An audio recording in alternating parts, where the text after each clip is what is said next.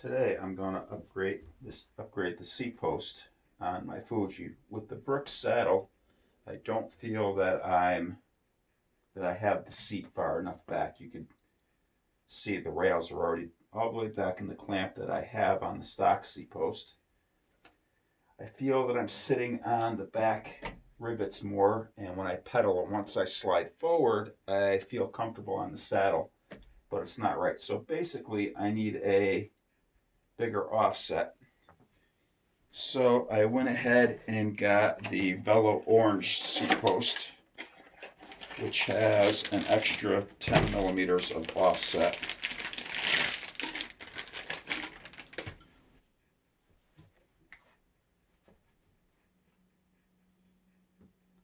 And this should get me there. Before I just go ahead and bolt this on, I want to take a few measurements here. I'll measure from the tip of the saddle to the down tube. I'll measure from the tip of the saddle to somewhere here, probably the center of the quill bolt. And this way, I can get the seat essentially where it is now, and then I'll know where to work it back to.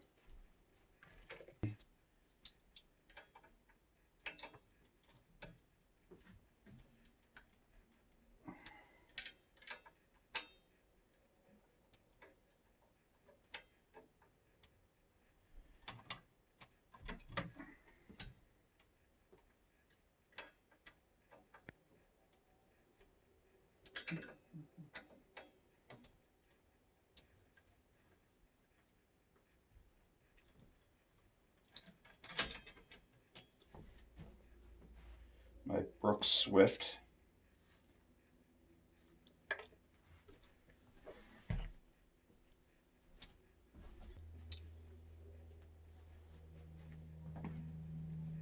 This is a 2-bolt system, which is going to make it nice. It's going to be nice and solid and stiff, and it should hold position really well.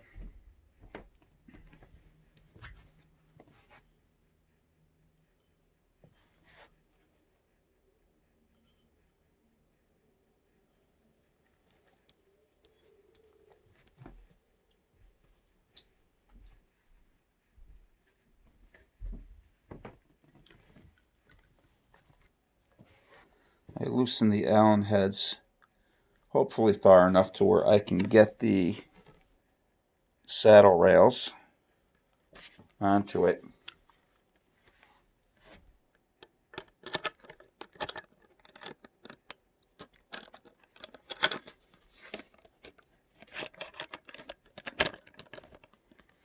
There we go.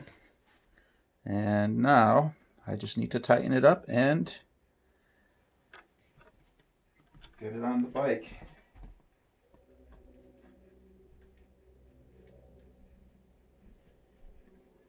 I'm only going to snug it so it stays in place, but I can still adjust it.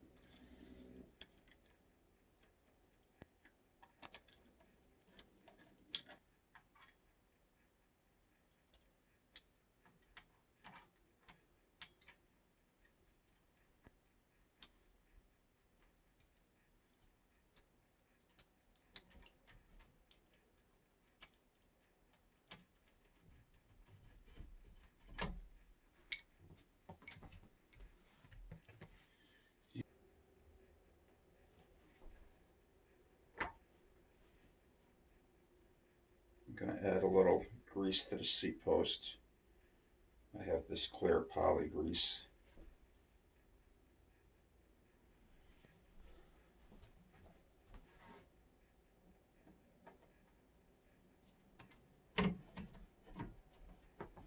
Ah, there you go. Just a little bit of extra grease.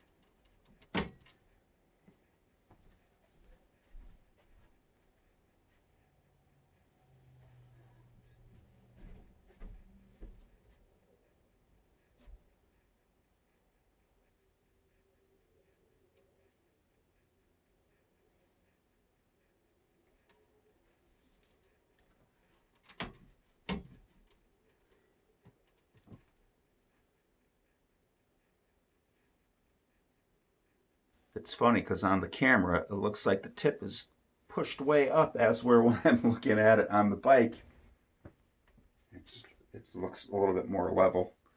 I do find that funny.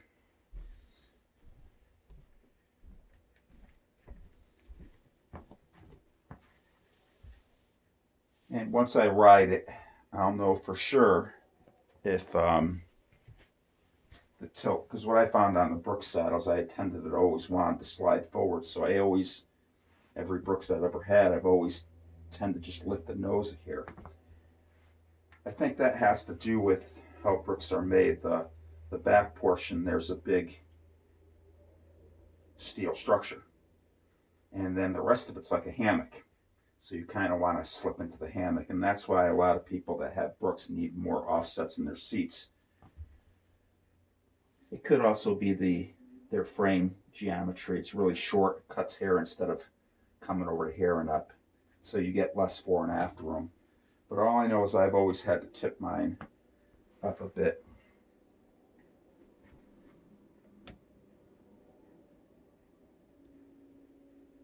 And this one's actually, I don't know if that's actually showing the bubble.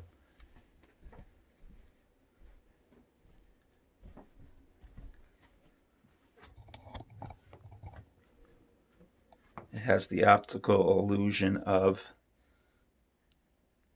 it tipped up, but it's actually down here. That goes to show you the curve on the Brooks throws you off.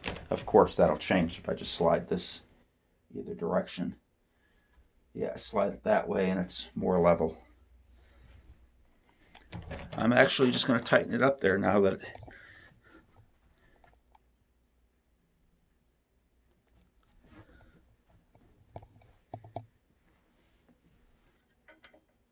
but until I sit on it,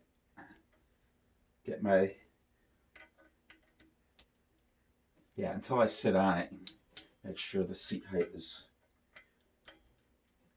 feels good. Then I'll know.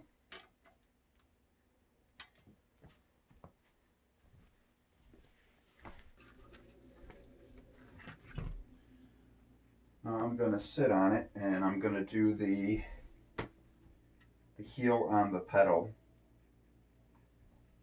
trick to getting your seat post right. And I have a wall to hold on to. I make sure the crank is the same angle as the seat tube, at least on this bike it works that way. And you want your heel on the center of the pedal with your leg locked up. That way when you go to stick your ball in or clip in, you end up with just the bend here. When you do this trick, you don't want to be rocking your hips. And that is just a good, fast way to make sure that your saddle height is, at least it's a good starting point to where your saddle height should be. Some people will need to go up a few millimeters. Some people will need to go down, millimeters, centimeters even. Depends on how people pedal and what's comfortable. I like to check both sides, and because there's discrepancy in people's legs, but with me, usually if you're having to put your heel down so far where you're rocking your hips, not necessarily good, but some people's knees feel better with it higher, some people just the opposite. But that trick has worked for me for years, and I can pedal like that. I can already tell by sitting on it that I have to raise the tip of the saddle up here, which I can do.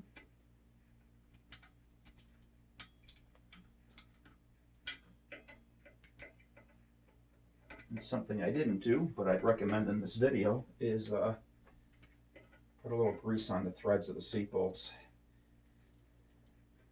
But I didn't do it. And I have maybe a little looser.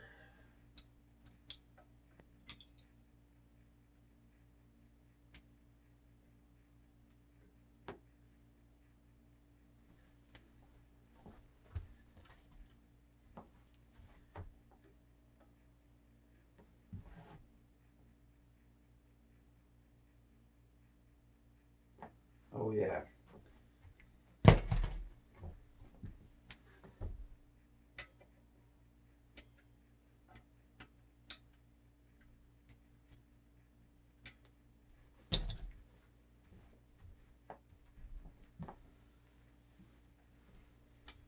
Oh, I think that's it.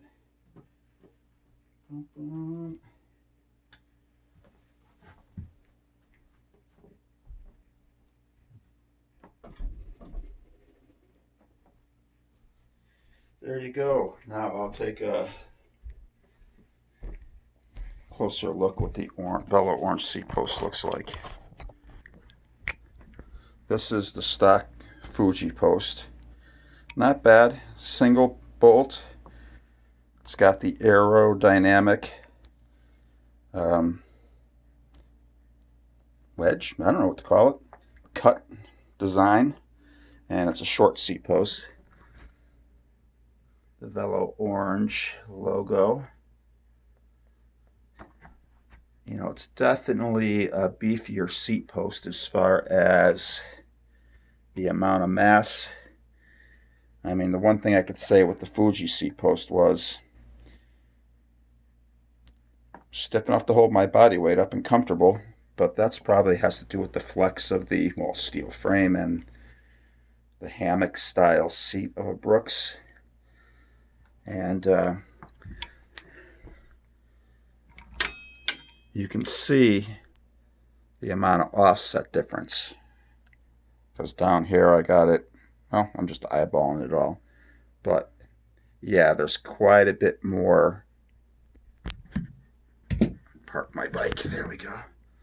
Quite a bit more setback. I don't know what the actual number is, but I'm pretty sure it's about a 10 millimeter setback. And when I go to edit the video, I'll stick it up here or down there